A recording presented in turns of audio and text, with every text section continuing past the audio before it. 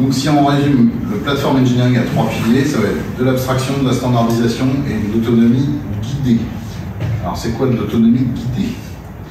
En fait, ça rejoint la recette d'un bon cloud provider, c'est-à-dire des produits qui sont en self-service, qui répondent à un besoin clair, qui ont un chemin assez tracé. Donc pour chaque produit, on va avoir la documentation, mais pas que de la documentation de comment je démarre, mais aussi de la documentation de comment est-ce que je fais mon mix avec les produits d'à côté. Comment est-ce que je vais m'installer des outils qui me permettent de manipuler les produits en ligne de commande ou via du Terraform. Et tout ça dans un environnement cohérent et sécurisé, c'est un peu pieux, mais derrière la façade de notre buffet en self-service, que tout ça soit validé, conformisé et que ça satisfasse aux instances qui font la gouvernance.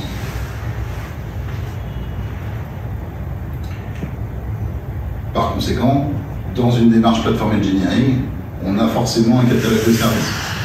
D'accord ? Et quand je dis catalogue, c'est l'équivalent de la doc utilisateur de Amazon, comment bien démarrer Amazon.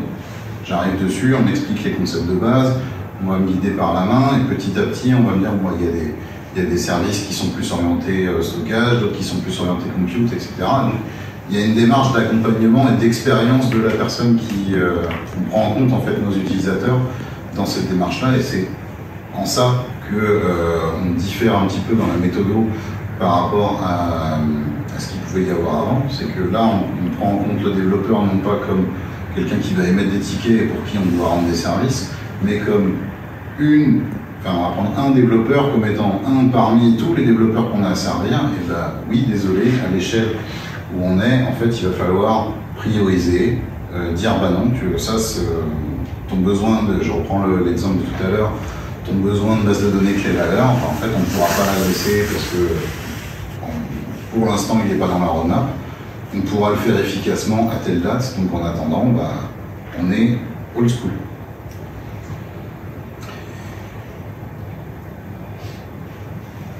Alors, il va falloir aussi choisir le bon niveau d'abstraction.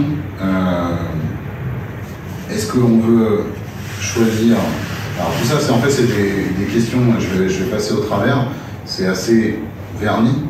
L'idée, c'est que ça, c'est le genre de questions qu'on va se poser au moment où on démarre une démarche platform engineering.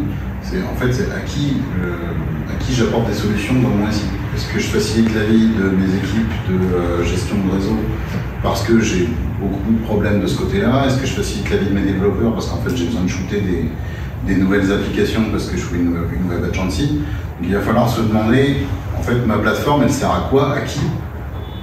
Et donc ça va nous permettre d'avoir une boussole pour aiguiller les choix technologiques et finalement, qu'est-ce que je vais construire en tant que plateforme? Donc l'abstraction de l'infrastructure, grosso modo, c'est le niveau, alors je schématise, mais c'est le niveau où dans ma plateforme, je vais mettre à disposition un pouce-bouton avec trois champs de formulaire pour dire ça va déclencher le lancement d'une stack Terraform complète pour avoir une zone bac à sable pour mon appli typé innovation. Ça, c'est le niveau abstraction de l'infrastructure. Après, abstraction du modèle, ça va être potentiellement, je vais demander à mes développeurs de me donner l'adresse de leur registry où ils livrent eux les conteneurs.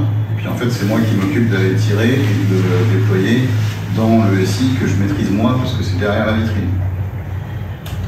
Et tout ce qui est Golden Path, c'est l'automatisation de potentiellement les 20 pages de procédure parce qu'il faut passer par un dossier, une validation, on va essayer de lisser ça, ce Golden Path, là, pour certains déploiements qui peuvent être complexes administrativement aussi. Et du coup, on va essayer aussi d'automatiser ces parties-là. Encore une fois, il n'y a pas de règle universelle, il s'agir de vous pencher sur vos problèmes et d'essayer d'apporter des solutions à au moins une population avant de pouvoir itérer et passer à la suite.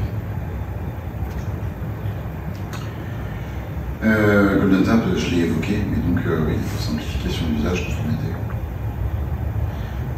Ah oui, le risque du Golden Path, c'est l'extrême inverse, c'est la Golden Cage. C'est ok, super, mais si tu veux suivre le chemin qui est conforme et qui coche vraiment 100% des cases, bah, potentiellement, il y a des cas où en fait, on ne pourra pas automatiser, pas simplifier, et on va se retrouver à juste sacraliser une procédure qui, à 3 virgules près, peut-être qu'on pourrait se pencher sur un peu de simplification, ou sur de la validation a posteriori et de la confiance a priori.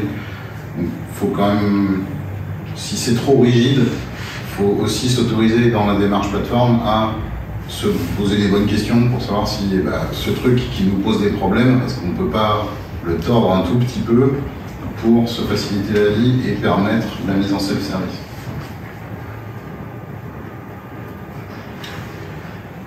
Et donc, la standardisation par le terrain, ça pourrait donner ça. Alors ça, c'est une caricature entre guillemets du monde d'avant, c'est que je vais avoir mon dev et mon ops mon dev qui demande à mon ops si c'est possible d'intégrer SonarQube dans des pipelines d'intégration continue, l'ops qui va le faire, le dev qui va dire bon bah ok, maintenant je modifie mes pipelines pour m'intégrer dans la collectivité de SonarQube,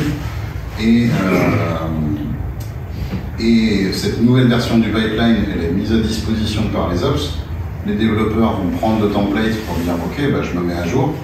Là, il n'y a plus rien qui marche. Ça passe plus le quality gate. Et donc, la demande naturelle de beaucoup d'équipes de dev, c'est bon en fait, mon code il marchait avant. Maintenant, il y a un quality gate, donc t'es gentil, tu les actives.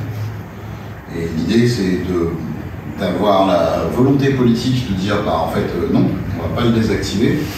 On va plutôt monter une communauté pour discuter de ton code et puis amener le truc, amener ta base de code pour pouvoir mettre à jour les règles Python et analyser réellement le problème. Parce que c'est pas forcément un problème de niveau de qualité, peut-être qu'il y a effectivement trop de règles parce que ça a été fait par un ops qui a juste pris un best practice et qui l'a traduit dans un pipeline de quality gate.